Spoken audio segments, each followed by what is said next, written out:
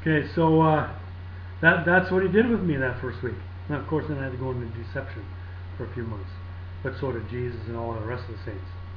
We all have to go through a deception period afterwards because we have a memory that's still intact, and it'll never go away until we're dead. And that memory has to be known by us compared to the new word that we are. We have to know that that is different than the word. And that's what the deception is all about. So we learn to deal with our old self, the devil. Because that's who it is. That's who it is. Our memory is Satan trapped in there. Okay? He can't get out because those sins have no power to deceive us. And it's very frustrating for them, for that old Brad. Yeah, he wants to get out there and do things like he used to do, but God won't let him, and he's trapped. He's done, and he knows that. So anyway, that's what we have to learn in that deception. Once we get out of the deception, then God gives us like the strongest desire you've ever had in your whole life, to preach the gospel, and that desire stays with us until we're dead. So I can imagine Paul, who was a murderer of saints, who had to have that memory with him the whole time. Satan was, oh, you're no good. Yeah, you can't teach, preach God's words. You're a killer. But that's what Paul had to go through. God, all those years, and he preached a long time, I think. That's at least what the scriptures say. I don't know about those scriptures. They're so deceiving that I never use them. I never use the New Testament except for a few things that I want to teach people about sin that I know are okay.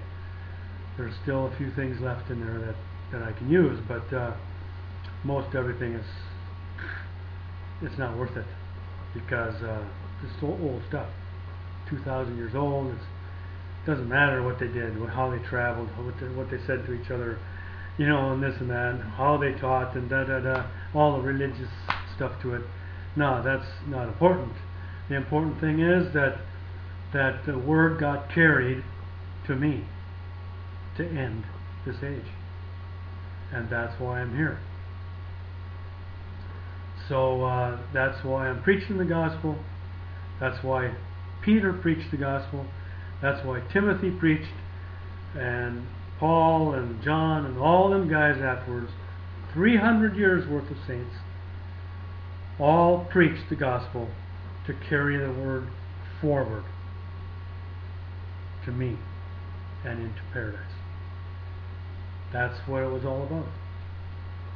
To gather all of us up to preach the word and to speak the prophecies. So I'm looks like the last one. Nobody's listening to me. It takes a listener to get into to be a saint. You have to listen to the gospel, and you have to listen long enough for God to reveal Himself to you. Okay. Now, how can He reveal Himself to you if you're not listening? I do have one man, however, that is listening. He's reading all the blogs that I've made on MySpace, and good man, and he's hungry for the Lord. He's probably the hungriest man I've ever seen in my life for the Lord. This man wanted to know answers so bad that he put himself out on the freeway when the cars were going 70 miles an hour, and he got hit. And he ended up in the hospital. He told the Lord if he takes his life, if he lives, he wants to know an answer. Well, that was his answer. He lived. Okay, so he's living and he's listening. So I really do hope that God reveals himself to him and makes him a saint. Because a man like that, to me, just, I can't believe God would let him out, to let him by, you know. Somebody that would do that and not be a saint. But he's still got a long ways to go. He's got a lot of listening to do, and then he's got to go through the confession and the, you know, the repentance sessions and all that stuff. So that, but God can do it quickly. You know, and God can do anything. If he has to do it in 30 days, he can. I'm sure he could do it in 30 days. I don't know that. So anyway, I'm going to sign off here. I think that was enough talk for now. I'd like to come back and share some more, and probably steer more towards the end. You know, the last days, when the destruction happens, paradise. I love to talk about paradise because it's going to be a wonderful life for all of us. It's something that's well, we can't describe here. It's just because we live in this deceived world. A lot of people think this is great, but nothing like paradise. Nothing. So, good night for now. Thank you. Bye.